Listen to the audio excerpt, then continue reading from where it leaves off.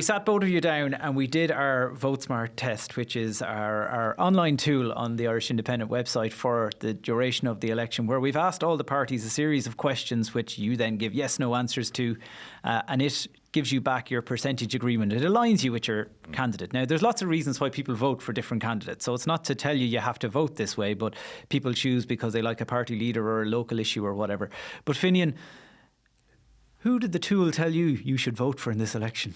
It actually, very, very surprisingly, very accurate, was Councillor Bertie Ahern, the independent candidate in Dublin Bay North. So you got what you wanted. Bertie Ahern, who did the tool tell you were going to vote for? I ended up voting for Ain too. I was shocked now because it was so accurate. I think it was, what was my one? I was at 98% or something, or 80%. You were very close to 100%. I couldn't believe it now.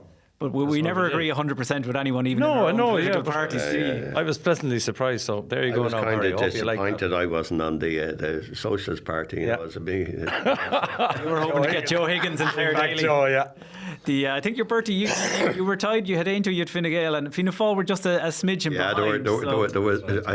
They were all together. Maybe that's the way it was in the election. It was Ain to Fianna Fáil, Fine Gael, and Sinn Féin. Fianna Fáil, no, they're all nearly equal, but aren't they? I'm an Ain to voter. There you go now.